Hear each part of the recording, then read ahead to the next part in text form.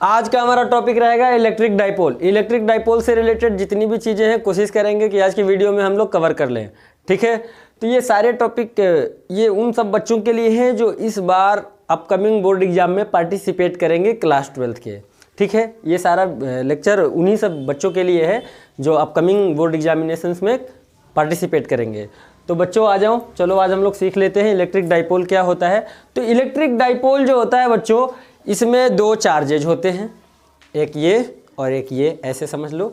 अब देख ही रहे हो कि ये दोनों अलग अलग कलर का है, इसमें ब्लैक ब्लैक दिख रहा है, इसमें नीला नीला दिख रहा है। तो एज इट इज़ कंसीडर कर लो कि देयर आर टू चार्जेज और दोनों का नेचर जो है अलग है, बट मैग्नीट्यूड रिमेन्स कांस्टेंट और एक दूसरे से फ्यू डिस्टेंस पे रखे हुए हों, तो इस पूरे अरेंजमेंट को हम लोग बोलते हैं इलेक्ट्रिक डाइपोल। सिमिलरली यहाँ पे आ जाते हैं, ये फिगर है इलेक्ट्रिक डाइपोल का। तो electric dipole is an arrangement of two charges having equal magnitude but opposite in nature and they are separated by a few distance. Is that clear?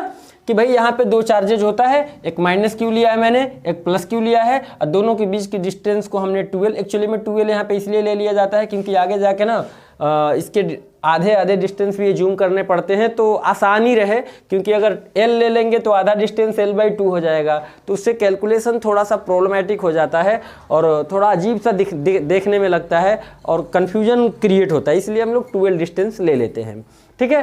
तो ये हमारा एक इलेक्ट्रिक डाइपोल है जिसमें दो चार्जेज हैं, plus Q minus Q, they are separated by a 12 distance. तो this arrangement is known as electric dipole. Clear हो गया? डेफिनेशन मैंने बोल दिया कि ये क्या है, it's an arrangement of two charges and they have same magnitude but opposite in nature and they are separated at a few distance, ठीक। अब आते हैं कि इलेक्ट्रिक डाइपोल मोमेंट क्या होता है। तो देखो इलेक्ट्रिक डाइपोल मोमेंट को सबसे पहले समझ लो वेक्टर P से डिनोट करते हैं, ठीक। और ये क्या होता है कि इन दोनों में से किसी एक का मैग्नीट्यूड ले लो, क्योंकि दोनों का मैग्नीट्यूड तो सेम है कि अगर भाई इसका अगर 10 माइक्रोकूलाम है तो ये भी माइनस में, अगर ये 10 माइक्रोकूलाम का है तो ये हमारा प्लस में 10 माइक्रोकूलाम का है। और वो 12 डिस्टेंस हमारा मान लो 20 मीटर का है। 20 मीटर कुछ ज़्यादा लग रहा है ना, थोड़ा और कम कर दे, चलो 5 सेंटीमीटर का ले लिया हमने कि 5 सेंटीमीटर डिस्टेंस है। तो इलेक्ट्रिक डाइपोल मोमेंट क्या होता है कि इन दोनों में से किसी एक का मैग्नीट्यूड और उसके बीच का जो डिस्टेंस है उसका प्रोडक्ट निकाल दो, हमारा इलेक्ट्रिक डाइपोल मोमेंट आ जाता है। यानी इलेक्ट्रिक डाइपोल मोमेंट जो है ये एक न्यूमेरिक वैल्यू है और ये इसकी स्ट्रेंथ को डिफाइन करता है। और स्ट्रेंथ निकालने का सिंपल सा तरीका है कि या ये भी कह सकते हो कि इलेक्ट्रिक डाइपोल मोमेंट अगर डिफाइन करना हो तो is equal to the product of magnitude of either charge and distance between them, ठीक है। Magnitude of either charge and distance between them. तो इससे हमारा ये फॉर्मूला बन गया कि भाई P is equal to Q into 12। Q हमारे दोनों में से किसी एक का मैग्नीट्यूड, क्योंकि वो तो आइडेंटिकल होता है, सेम रहेगा, और 12 उसके बीच की डिस्टेंस हो गई। दोनों को हमने मल्टीप्लाई कर दिया। अब चार्ज का यूनिट होता है कूलम और 12 डिस्टेंस है, डिस्टेंस की यूनिट होती है मीटर। तो Q इसका जो यूनिट बना वो क्या बना, कूलम मीटर। तो ये है हमारा electric dipole moment represented by vector P। और ये स्केलर फॉर्म में मैंने लिख रखा है यहाँ पे फॉर्मूला कि P is equal to Q into 12 coulomb meter. अगर इसको वेक्टर फॉर्म में रिप्रेजेंट करना हो तो हम ऐसे लिख सकते हैं कि P is equal to Q into 12, ठीक है। अब अगर डायरेक्शन की बात करते हैं, क्योंकि जब वेक्टर क्वांटिटी है हमारा डाइपोल मोमेंट, इसका अपना डायरेक्शन भी होगा। डायरेक्शन होता है always negative charge to positive charge. Direction किधर से किधर होता है, ध्यान रखना, नेगेटिव चार्ज से पॉजिटिव चार्ज की तरफ। इसीलिए जो डाइपोल मोमेंट का डायरेक्शन होगा वो इस डायरेक्शन में होगा, ठीक है, माइनस से प्लस की तरफ। तो ये हमारा पूरा खत्म हो गया। अब नेक्स्ट टॉपिक चलते हैं इसी से रिलेटेड, चलो, कि how to find out intensity of electric field due to an electric dipole. कि अगर हमारे पास डाइपोल है और डाइपोल से रिलेटेड अगर हमें इलेक्ट्रिक फील्ड निकालना है किसी गिवन पर्टिकुलर पॉइंट पे, तो उसे कैसे इक्वेट करते हैं, उसका एक्सप्रेशन कैसे निकालते हैं, ये हम आपको सिखाते हैं, ठीक है। अब हम लोग देखो निकालेंगे intensity of electric field due to an electric dipole. क्या, intensity of an electric field due to an electric dipole, ठीक है। अब उसमें भी कंडीशन क्या है कि एक्सियल पोजीशन में हमको इलेक्ट्रिक फील्ड निकालना है। तो देखो ए बी हमारा क्या है, यहाँ पे एक डाइपोल है। इस फिगर में आप ध्यान से देखो, ए बी हमारा क्या है, डाइपोल है, ठीक है। और ये dipole minus Q and plus Q charges से मिलके बना है। इसके बीच की जो डिस्टेंस की अगर बात करें यहाँ से यहाँ तक की, फिगर में देख लो आराम से, 12 डिस्टेंस है। ठीक, अब इसमें O एक सेंट्रल पॉइंट है या कह लो मिड पॉइंट है। O हमारा क्या है? Mid point of dipole, mid point of dipole. O हमारा मिड पॉइंट है और P पॉइंट जो है इस AB के यानी डाइपोल की जो एक्सिस है इसी पे लाई कर रहा है और इसी P पॉइंट पे हमको नेट इलेक्ट्रिक फील्ड क्या करना है? इक्वेट करना है। इसी पॉइंट P पे हमको नेट इलेक्ट्रिक फील्ड इक्वेट करना है, क्योंकि हमारी जो सिचुएशन है वो है एक्सियल पोजीशन में निकालना है। तो एक्सियल पोजीशन का मतलब ही हुआ कि जो उनके एक्सिस पे यानी डाइपोल के एक्सिस पे, तो ये हमारा डाइपोल था, डाइपोल की ये एक्सिस वाली लाइन है, इसी लाइन पे हमने एक पॉइंट कंसीडर किया ये P, और इसी P पे हमको नेट इलेक्ट्रिक फील्ड निकालना है ड्यू टू दिस डाइपोल। तो हमने कहा कि भैया देख लो कि इलेक्ट्रिक फील्ड का जो हमारा जनरल फार्मूला होता है वो जनरल फार्मूला क्या होता है कि 1/4 पाई एप्सिलॉन नॉट Q/r²। ये हमारा जनरल फार्मूला होता है। इसको हम चाहे तो K भी लिख सकते हैं, तो इसको ऐसे भी लिख सकते हो KQ/r²। ठीक है, KQ/r²। इलेक्ट्रिक फील्ड का जनरल फार्मूला यही होता है KQ/r², where K is equal to 1/4 pi epsilon naught. यानी कि इसका मतलब साफ साफ हुआ कि डिस्टेंस के साथ साथ डिस्टेंस के स्क्वायर, सॉरी, इलेक्ट्रिक फील्ड जो होता है डिस्टेंस के स्क्वायर के इन्वर्सली प्रोपोर्शनल होता है। इलेक्ट्रिक फील्ड इंटेंसिटी जो होता है डिस्टेंस के स्क्वायर के इन्वर्सली प्रोपोर्शनल होता है। इट मीन्स कि अगर हम इंटेंसिटी बढ़ाना चाहें तो R को हमें कम करना पड़ेगा, और अगर intensity of electric field decrease करना चाहें तो R की वैल्यू को हमें इंक्रीज करना पड़ेगा। इसका ग्राफ भी आप लोगों ने पढ़ा होगा कि भैया ये कुछ ऐसे ग्राफ बनता है E वर्सेस R का, E वर्सेस R का कुछ इस टाइप से हमारा ग्राफ बनता है, because E is inversely proportional to R²। ये सब क्यों बता रहा हूँ वो अभी आपको पता चलेगा कि इसकी हमारी क्या ज़रूरत है। ये तो हमारा चलो जनरल फार्मूला था, जनरल फार्मूला की भी रिक्वायरमेंट है और इस कॉन्सेप्ट की भी रिक्वायरमेंट है। मतलब ये हो गया कि अगर हमारे पास कोई एक चार्ज है और इस चार्ज के इस पॉइंट की बात करें और इस पॉइंट की बात करें, जैसे मान लो A और B, A हमारा R1 डिस्टेंस पे है, अब B हमारा R2 डिस्टेंस पर है, तो A पे अगर हमने हमारी इलेक्ट्रिक फील्ड ये है, अब B पे अगर हमारी इलेक्ट्रिक फील्ड EB है, और हम पूछे कि किस पॉइंट की इलेक्ट्रिक फील्ड की इंटेंसिटी ज़्यादा होगी due to this plus Q charge, तो आपको दिखेगा क्योंकि डिस्टेंस के साथ साथ क्या हो रहा है कि अगर डिस्टेंस कम है तो इलेक्ट्रिक फील्ड ज़्यादा होनी चाहिए। तो A पॉइंट का डिस्टेंस कम है सोर्स चार्ज से, इस चार्ज से A की डिस्टेंस कम है, तो इसका मतलब इसकी वैल्यू ज़्यादा होनी चाहिए और इसकी वैल्यू कम होनी चाहिए। ठीक है, और ये हमारा जो वेक्टर क्वांटिटी है, तो इन सब चीज़ों का अभी हम लोग यहाँ पे यूज करेंगे। तो ध्यान रखना कि अगर किसी चार्ज से जिस पॉइंट पे हम इलेक्ट्रिक फील्ड निकाल रहे हैं, अगर वहाँ से उसकी डिस्टेंस ज़्यादा है तो वहाँ पे intensity of electric field decrease होती है, कम होती है। ठीक है, तो ये चीज़ आप ध्यान से फिर से देख लो कि A और B पॉइंट पे अगर इलेक्ट्रिक फील्ड निकालें इस चार्ज की वजह से, A हमारा R1 डिस्टेंस पे था, अब B हमारा R2 डिस्टेंस पे, अब दिख रहा है कि R1 हमारा छोटा है, R2 हमारा बड़ा है, तो जो डिस्टेंस ज़्यादा है तो इलेक्ट्रिक फील्ड कम होगी, और A की डिस्टेंस कम है यहाँ से तो इलेक्ट्रिक फील्ड ज़्यादा होगी। तो कुछ ये हमारा हो जाएगा। ठीक है, वैल्यू हम लोग ऐसे ही निकाल लेंगे कि KQ/R1, A के इलेक्ट्रिक फील्ड आ जाएगा KQ/R1², B की इलेक्ट्रिक फील्ड की वैल्यू आ जाएगी KQ/R2²। ठीक, अब इसकी भी ज़रूरत हमें यहाँ पे पड़ेगा। तो चलो ये फॉर्मूला हम लोगों ने देख लिया, अब चलो इसको मैं मिटाने जा रहा हूँ, इसको मैं मिटाने जा रहा हूँ। अब आ जाते हैं कॉन्सेप्ट पे कि भैया यहाँ पे डाइपोल में हमारे पास दो चार्जेज होते हैं, एक -Q, ठीक है, ये दिख रहा है आपको, और एक हमारा +Q यहाँ पे दिख रहा है। तो +Q वाले से P पॉइंट की डिस्टेंस जो है वो कम है, दिख रहा है, ये बहुत इतना ही डिस्टेंस है, जबकि माइनस वाले से पॉइंट P की डिस्टेंस ज़्यादा है। तो इसका मतलब इस वाले की वजह से यहाँ पे जो इलेक्ट्रिक फील्ड आएगा वो ज़्यादा होगा, और जो माइनस वाले की वजह से इलेक्ट्रिक फील्ड यहाँ पे आएगा वो कम होगा, यानी कि ये वैल्यू हमारी कम होगी। यानी यहीं पे आप समझ लो कि electric field intensity at P due to +Q जो होगा वो स्ट्रेंथ में ज़्यादा होगा electric field intensity due to -Q। ठीक है, समझ में आई बात कि इसका जो मैग्नीट्यूड होगा वो ज़्यादा होगा इस वाले मैग्नीट्यूड से। अच्छा, दूसरी बात कि इसमें हमने इसको इस डायरेक्शन में बनाया है और -Q वाले को इस डायरेक्शन में बनाया है। तो ये पहले से आप लोगों को पता होना चाहिए कि अगर कोई +Q चार्ज है और किसी पॉइंट पे इलेक्ट्रिक फील्ड इक्वेट करना है तो +Q charge electric field lines को इमिट करता है। ठीक है, ये क्या करता है, इलेक्ट्रिक फील्ड लाइंस को इमिट करता है। दैट्स वाई इसके लिए प्लस क्यू चार्ज के लिए किसी पर्टिकुलर पॉइंट पे इलेक्ट्रिक फील्ड निकालना है तो उससे हमेशा दूर होता है। क्या होता है? दूर होता है। और नेगेटिव अगर कोई चार्ज है, अगर कोई माइनस क्यू है, तो माइनस क्यू वाले चार्ज की क्या टेंडेंसी होती है? इलेक्ट्रिक फील्ड लाइंस को अपनी तरफ अट्रैक्ट करता है। ये अपनी तरफ इलेक्ट्रिक फील्ड लाइंस को क्या करता है?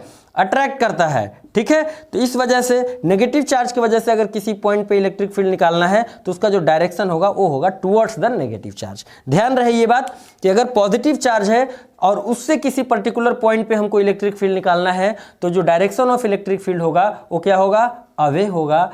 जब नेगेटिव चार्ज है उससे किसी पर्टिकुलर पॉइंट पे इलेक्ट्रिक फील्ड निकालना है तो जो डायरेक्शन ऑफ इलेक्ट्रिक फील्ड होगा वो किधर होगा? टुवर्ड्स होगा, towards the negative charge. Is that clear? ये बात आपको हमेशा अपने दिमाग में रखना है कि प्लस चार्ज क्या करता है? इलेक्ट्रिक फील्ड लाइंस को इमिट करता है, इसलिए किसी भी पॉइंट पे इलेक्ट्रिक फील्ड आप इक्वेट करोगे तो इलेक्ट्रिक फील्ड का डायरेक्शन पॉजिटिव चार्ज से दूर ही लेना होगा। ऐसा नहीं है कि हमने यहाँ पे लिया तो ऐसा हो जाएगा, यहाँ पे इसके वजह से अगर निकालेंगे तो नहीं होगा। तो इस चार्ज को इस पॉइंट से ज्वाइन करो, इस तरफ हमारा इलेक्ट्रिक फील्ड का डायरेक्शन होगा। इसके लिए भी अगर कोई पॉइंट हम यहाँ कंसिडर करें और ये नेगेटिव चार्ज है तो यहाँ पे भी इसको इससे ज्वाइन करो, इसी लाइन के अलॉन्ग हमारा इलेक्ट्रिक फील्ड काम करेगा टुवर्ड्स द नेगेटिव चार्ज। तो ऐसे होता है, इसमें ज़्यादा कुछ दिक्कत वाली बात होनी नहीं चाहिए। ये एकदम बेसिक से कॉन्सेप्ट है जो आपको हमेशा याद रखना है। ठीक है, अब आगे चलते हैं। तो अब देख लिया हमने, पहली बात, 2-3 बातें मैंने सिखाई कि इलेक्ट्रिक फील्ड जो है वो डिस्टेंस के स्क्वायर के इन्वर्सली प्रोपोर्शनल है। इसका मतलब हुआ कि इलेक्ट्रिक फील्ड हमारा ज़्यादा होगा कब? जब डिस्टेंस हमारी कम होगी। दूसरी बात, इलेक्ट्रिक फील्ड कम होगा कब? जब डिस्टेंस हमारा ज़्यादा होगा। ठीक है, तो ये सब अपने दिमाग में अपने पास रखेंगे। ठीक है, अब देखो यहाँ से, तो B वाले पॉइंट से जहाँ पे प्लस क्यू चार्ज है, यहाँ से P की डिस्टेंस कितनी है भाई? तो हमने कहा सेंटर से जो डिस्टेंस हमने मेजर किया हुआ है, लेट किया हुआ है, वो क्या किया हुआ है? ये R लिखा है। तो सेंट्रल पॉइंट O से पॉइंट P तक की डिस्टेंस को हमने R लिखा है और यहाँ से इतनी डिस्टेंस L है। तो अगर R में से इस L को माइनस कर दिया जाए तो B से P तक की डिस्टेंस आ जाएगी। तो हमने लिखा B से P तक की डिस्टेंस R माइनस L। और वहीं अगर A से P तक की डिस्टेंस निकालना हो हमें, क्योंकि A पॉइंट पे माइनस क्यू चार्ज है, तो A से P तक की डिस्टेंस में A से O प्लस O से P। तो A से O की डिस्टेंस L है और O से P तक की डिस्टेंस R है, तो L प्लस R। तो A से P तक की डिस्टेंस हो गया L प्लस R या R प्लस L। ये किसके लिए है? ये माइनस क्यू चार्ज वाला डिस्टेंस है और ये प्लस क्यू चार्ज वाला डिस्टेंस है। अब चलो मान लेते हैं कि भैया E प्लस क्यू जो है ये हमारा इलेक्ट्रिक फील्ड इंटेंसिटी है। Intensity of electric field at P due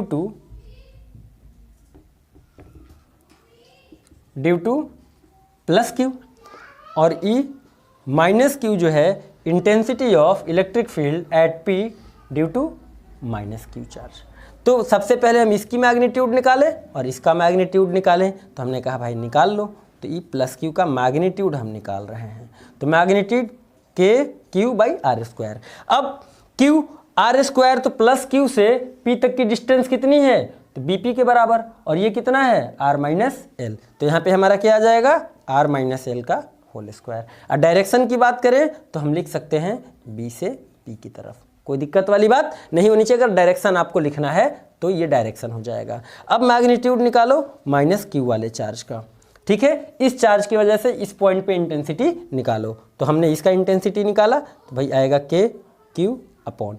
अब यहाँ से यहाँ तक की डिस्टेंस कितनी है? तो R plus L, minus Q की वजह से डिस्टेंस है R प्लस L, तो हमने लिख दिया R प्लस L का होल स्क्वायर। और इसका अगर डायरेक्शन की बात करें तो किधर आ जाएगा? P से A की तरफ, P से A की तरफ। कोई दिक्कत वाली बात?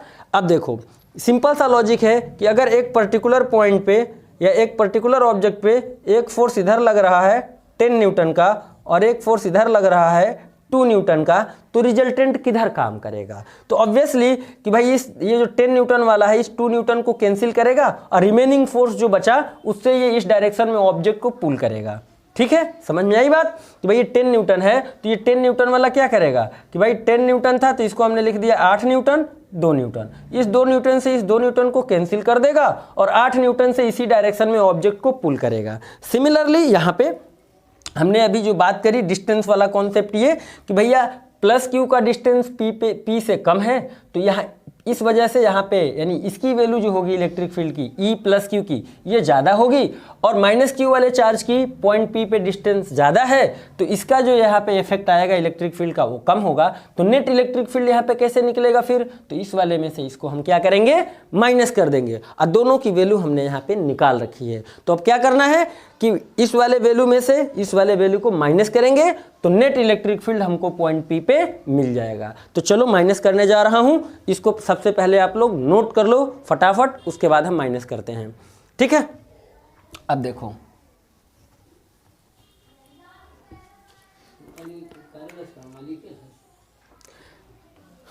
Net electric field at P due to dipole. ठीक, तो हमारा आ गया वेक्टर E बराबर, अगर ऐसे लिखोगे वेक्टर फॉर्म में तो हमें पूरा ऐसे ही लिखना पड़ेगा, लेकिन जब स्केलर फॉर्म में हम लिखेंगे, ठीक है, तो स्केलर फॉर्म में हमारा ये में से इस वाले वैल्यू को हम क्या कर देंगे, माइनस कर देंगे। अब इस वाले में से जब इसको माइनस करोगे तो हमें क्या कॉमन मिलेगा कि के क्यू कॉमन मिल रहा है, के क्यू क्या मिल रहा है, कॉमन। तो के क्यू हमारा कॉमन आ गया, बचा क्या यहाँ पे, तो 1/r माइनस एल का square minus 1/r plus L का स्क्वायर। ठीक है, अब इसको हम सिंप्लीफाई कर लेंगे और जब सिंप्लीफाई करेंगे तो हमारे पास क्या आ जाएगा भाई, हमने कहा के क्यू आ गया, इसको सिंप्लीफाई करो तो हमारा क्या आ जाएगा, ध्यान से देखो और बताओ भाई क्या आ जाएगा, ये ऐसे आ जाएगा r प्लस एल का whole square minus r minus L का whole square divided by R square minus L square का स्क्वायर। ठीक है, अब यहाँ से सिंप्लीफाई करने पे और क्या आया, के क्यू, यहाँ पे क्या बचा 2rl, अच्छा 2 और 2 4rl, 4rl divided by R square minus L square का स्क्वायर। तो ये हमारा इलेक्ट्रिक फील्ड की वैल्यू आई। अभी इसको और सिंप्लीफाई करते हैं, अब मैं इधर वाली वैल्यू में मिटा रहा हूँ, इसको सिंप्लीफाई करने के लिए उम्मीद है आप लोग लिख लिए होंगे। ठीक है, अब देखो बच्चों, देखो अब इसको मैं अरेंज कर रहा हूँ। हमने E बराबर पॉइंट P पे आप निकाल रहे हो, तो net electric field E is equal to K Q into जो 4rl था इसको मैं अलग से लिख रहा हूँ कि भाई 4 को हमने लिख दिया 2l ऐसे और 2r को अलग कर दिया, कोई दिक्कत, क्योंकि 4rl था, अभी भी देखो 2 2 जा 4rl ही है, ऐसे लिख लिया। और नीचे की वैल्यू हमारी क्या बची, R square minus L square का होल स्क्वायर। अब हम लोगों ने पढ़ा है या पढ़ा क्या है, यहाँ पे जो डाइपोल है वो 2l डिस्टेंस पे है, माइनस क्यू और प्लस क्यू, तो इसका जो डाइपोल मोमेंट की वैल्यू आएगी वो कितनी आएगी, क्यू इंटू 2l। तो यहाँ पे जो Q इंटू 2l है इसको हम लोग क्या लिख देंगे, डाइपोल मोमेंट के बराबर। तो अब हमारा क्या आ गया, K P into 2r divided by R square minus L square का होल स्क्वायर। ठीक है, तो हमारा फाइनल रिजल्ट जो आया E का पॉइंट P पे वो आ गया K P into 2r divided by R square minus L square का होल स्क्वायर।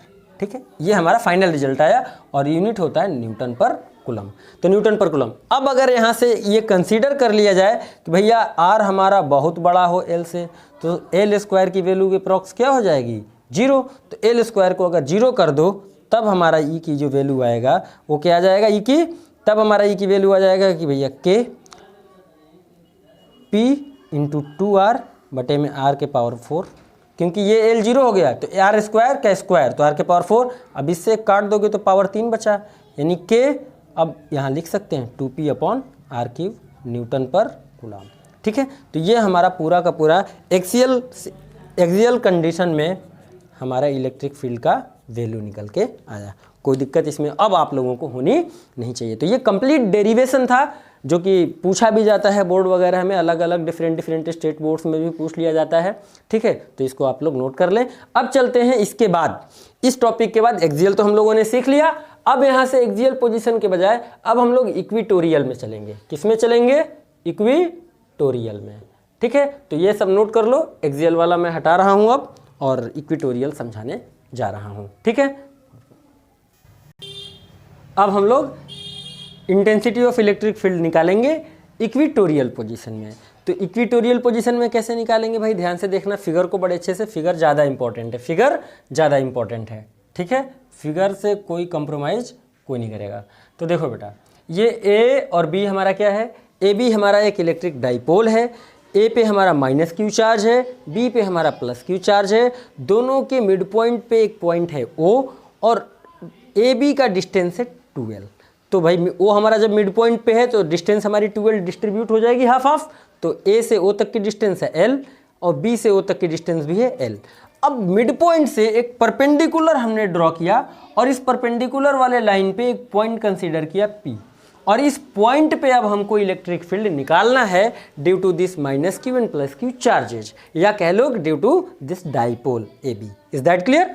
अब देखो, अब जब यहाँ से पॉइंट पी हमने मार्क कर लिया तो पॉइंट पी को डाइपोल के ए एंड से ज्वाइन किया और पी को डाइपोल के बी एंड से ज्वाइन किया। अब जब ज्वाइन कर दिया तो ये डिस्टेंस एल था और ओ से पी तक की डिस्टेंस क्या है, जूम की आर ए जूम की। तो देखा जाए तो ये एक राइट एंगल ट्राइंगल बना, A P O B P O right angle triangle. तो जो ए पी है और बी पी है ये हाइपोटेन्यूज है, और हाइपोटेन्यूज की वैल्यू होती है कि भैया perpendicular square plus base square under root में। तो यानी ये जो डिस्टेंस आएगी ए पी और बी पी वो कितनी आएगी, वो इतनी आ जाएगी, ठीक है, कि भैया root under R square plus L square. और रूट लगा है तो रूट का मतलब हो गया कि R square plus L square power 1/2। और इस वैल्यू को हमने क्या एज्यूम कर लिया कि ये डिस्टेंस जो है ये हमारा x है, यानी कि ये डिस्टेंस यहाँ से यहाँ तक x है और यहाँ से यहाँ तक वाली डिस्टेंस हमने x एज्यूम कर लिया और x की वैल्यू ये रही। कोई दिक्कत वाली बात नहीं होनी चाहिए। अब देखो, जब डिस्टेंस हमारा बराबर है तो प्लस क्यू चार्ज और माइनस क्यू चार्ज की वजह से जो पॉइंट पी पे इंटेंसिटी ऑफ इलेक्ट्रिक फील्ड आनी चाहिए वो भी बराबर आनी चाहिए, क्योंकि इलेक्ट्रिक फील्ड इंटेंसिटी डिस्टेंस और चार्ज के मैग्नीट्यूड पे डिपेंड करता है। और चूंकि ये ए बी तो डाइपोल है तो चार्ज का मैग्नीट्यूड तो बराबर ही है, बस नेचर अलग अलग है और डिस्टेंस भी हमारा यहाँ सेम हो गया। तो इसका मतलब कि मैग्नीट्यूड ऑफ इलेक्ट्रिक फील्ड जो पॉइंट पी पे आएगा due to plus Q charge and due to minus Q charge वो दोनों बराबर होंगे।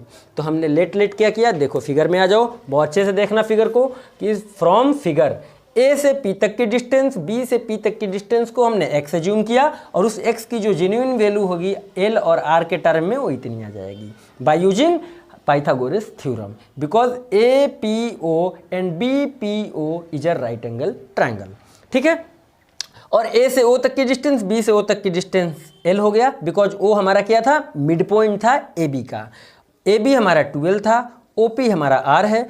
अब लिखा हमने कि ई plus Q, vector E plus Q is intensity of electric field due to plus Q charge, ठीक है। अब कहाँ पे इंटेंसिटी ऑफ इलेक्ट्रिक फील्ड, यहाँ पे लिख लो at P due to plus Q charge, and E minus Q is intensity of electric field at P due to minus Q charge. अब distance of P from A and B, P की जो distance है A और B से वो same है, that's why जो magnitude of ये प्लस क्यू वाला इंटेंसिटी होगा और माइनस क्यू वाला वो दोनों बराबर होगा, क्योंकि चार्ज का मैग्नीट्यूड भी बराबर और डिस्टेंस भी बराबर, तो हमारा इंटेंसिटी जो होगा उसका मैग्नीट्यूड भी बराबर होगा। लेकिन डायरेक्शन कहता है कि प्लस क्यू चार्ज है तो इससे दूर होता है और माइनस क्यू चार्ज है तो इसकी तरफ होता है। तो हमने बना लिया डायरेक्शन कि बीपी को जो लाइन ज्वाइन कर रही है इस लाइन के अलोंग प्लस क्यू की वजह से इंटेंसिटी है, और पीए को जो लाइन ज्वाइन कर रहा है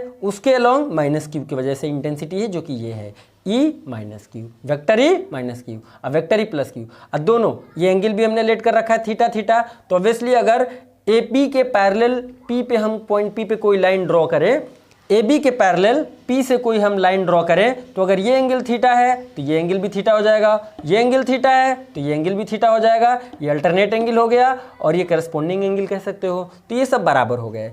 अब हमने क्या देखा कि ये वैल्यू हॉरिजॉन्टल लाइन से थीटा एंगल पे है और ये वैल्यू भी हॉरिजॉन्टल लाइन से थीटा एंगल पे है। तो अब इन दोनों के आपस में हम कंपोनेंट रिजॉल्व कर सकते हैं। एक इस लाइन के लॉन्ग और एक इसका जो कंपोनेंट निकलेगा वो एक इस लाइन के लॉन्ग निकलेगा और एक ऊपर निकलेगा।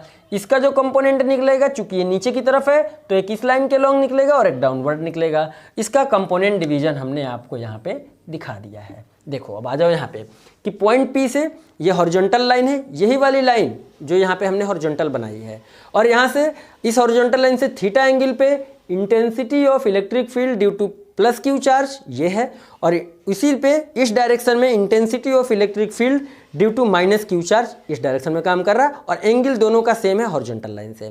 तो अगर ये थीटा है तो इसका एक कंपोनेंट इधर आ जाएगा ई माइनस क्यू कॉस थीटा। जिधर से थीटा अटैच होता है उधर कॉस आता है, जिस लाइन पे थीटा नहीं जुड़ा होता उधर साइन आता है, बिकॉज ये बेस लाइन है और ये वर्टिकल लाइन है, परपेंडिकुलर वाली है।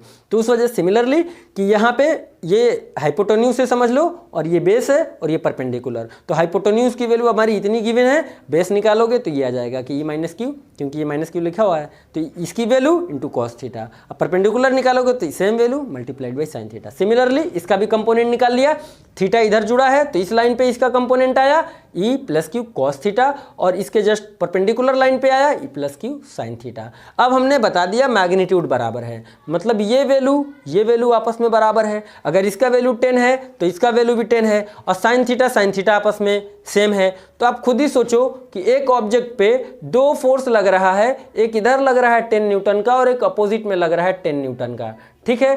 तो नेट फोर्स इस पे कितना निकलेगा इन दोनों के वजह से? तो आपने का जवाब था 0।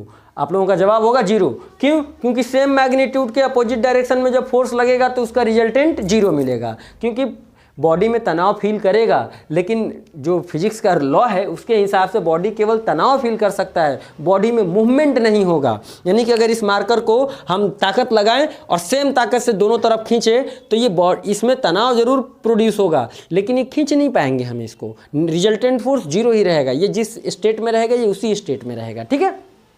सिमिलरली अब ये इसके जो हॉरिजॉन्टल कंपोनेंट थे वो तो दोनों सेम डायरेक्शन में आ गए। इसका मतलब कि net electric field point P पे जो हमको मिलेगा वो इन दोनों के सम के बराबर मिलेगा। तो चलो भाई अब इन दोनों का हम सम निकालते हैं, ठीक है। इतना फटाक से पूरा फिगर कंप्लीट ध्यान से देख के आप लोग नोट कर लो, हर एक फिगर पूरे अच्छे से हमने एक्सप्लेन किया है। अगर ना समझ में आए दोबारा वीडियो देखो, समझ में कैसे नहीं आएगा, ना समझ में आए दोबारा वीडियो देखो कि कैसे कैसे हमने एक एक स्टेप आपको समझाए हैं। फिगर आपको अच्छे से बनाना है।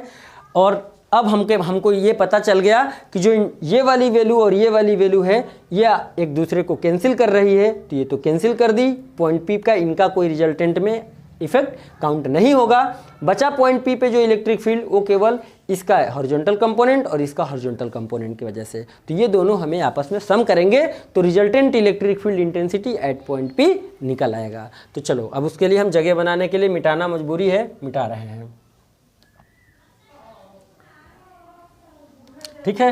अब देखो बच्चों फटाफट हम जोड़ना शुरू करते हैं, सब डिस्टेंस लिखे रहना, मुझे सारा डिस्टेंस याद है, तुम लोग लिखे रहना। हमने कहा भाई कि इंटेंसिटी निकाला प्लस क्यू वाले का पॉइंट P पे, तो कितना आएगा K plus Q upon R square, और R क्या है x लिख दिया हमने, और इतनी ही वैल्यू हमारी किसकी आएगी माइनस क्यू वाले की आएगी, तो ये भी हमने लिख लिया। तो अब हमने लिखा net electric field at P due to dipole, ठीक है। तो अब हमने लिखा, ठीक, और ये इक्वेटोरियल का है तो चाहे इक्वेटोरियल यहाँ लिख सकते हो।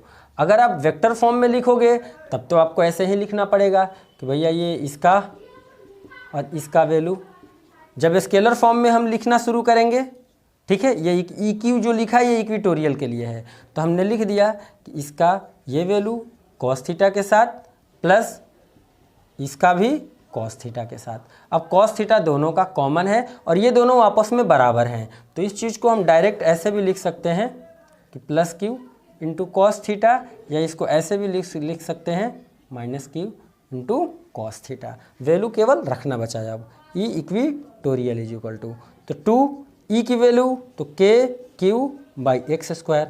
अब बात आती है कॉस थीटा, तो कॉस थीटा की वैल्यू आप इनमें से कोई भी एक ट्रायंगल लेके यूज कर सकते हो। तो कॉस थीटा बराबर हमारा क्या होता है तो कॉस थीटा बराबर होता है कि बेस अपॉन हाइपोटेन्यूज। तो बेस तो हमारा एल है, बेस हमारा एल है और हाइपोटेन्यूज हमारा एक्स है। तो लिख दिया हमने कॉस थीटा की जगह एल बाई एक्स। सिंप्लीफाई किया, हमारा आ गया 2k/q/L अपॉन एक्स के पावर 3। अब देखो हमने लिखा कि k/q into 2L divided by x के पावर 3। अब जो डाइपोल ये जो वैल्यू है ये तो डाइपोल मोमेंट का हो गया, क्योंकि दोनों के बीच की डिस्टेंस 2L और मैग्नीट्यूड q, तो q को जब 2L से मल्टीप्लाई करेंगे तो ये तो डाइपोल मोमेंट हो गया। तो इसको हमने लिख दिया डाइपोल मोमेंट की जगह। अब इक्वेटोरियल पोजीशन में हमारा जो नेट इलेक्ट्रिक फील्ड आया वो कितना आया, तो kp/x3 और x की वैल्यू हमारी क्या है भाई, तो ये है r²। ये किसके बराबर है, पहुंच गए। अब ये p था तो हमने p लिख दिया x3। x की वैल्यू हमारा यहाँ पे r² प्लस L² पावर 1/2। ठीक, ये x हमारा हाइपोटेन्यूज है तो ये राइट एंगल ट्रायंगल यूज करो, लिख लो। तो भाई रूट में आएगा, रूट के मतलब 1/2 होता है, वो हमने यहाँ लिख लिया।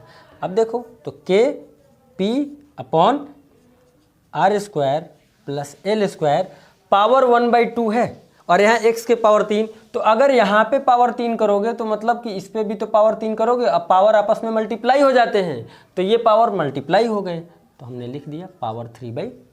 अब किसी को कोई दिक्कत, तो ये हमारा net electric field P point पे निकल के आया। और याद रहे जो K की वैल्यू है ये स्टिल वही है कि 1/4πε0। ठीक है। अब यहाँ पे भी आप लिख सकते हो एक चीज़ और, इतना पहले नोट कर लो और फिगर को ध्यान में रखना। यहाँ पे ये वाला मैं मिटाने जा रहा हूँ थोड़ा सा समझाने के लिए। ये हमारा जनरल फार्मूला आ गया। यहाँ पे भी अगर हम ये एज्यूम कर लें कि भाई R जो है ये बहुत बड़ा है L के कंपैरिजन में, तो L² की वैल्यू अप्रॉक्स क्या हो जाएगी, 0।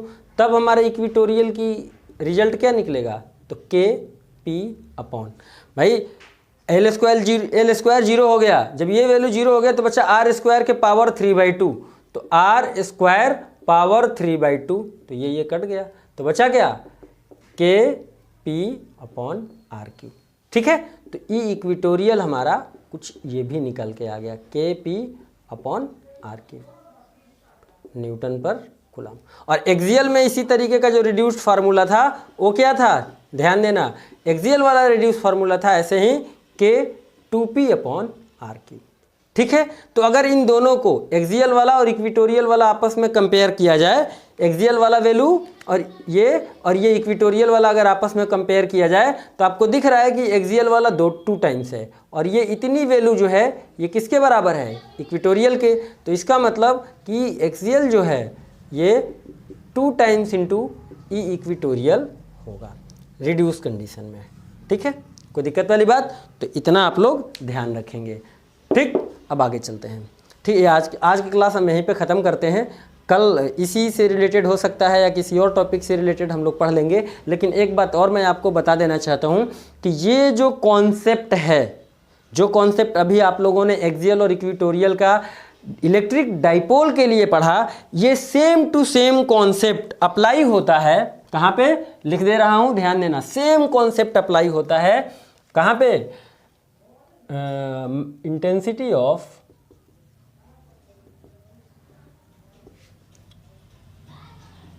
मैग्नेटिक फील्ड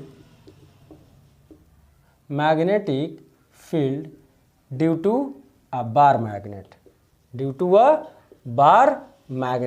यानी कि जब आप बार मैग्नेट के लिए इंटेंसिटी ऑफ इलेक्ट्रिक फील्ड निकालते हो तो उसके भी एक्सियल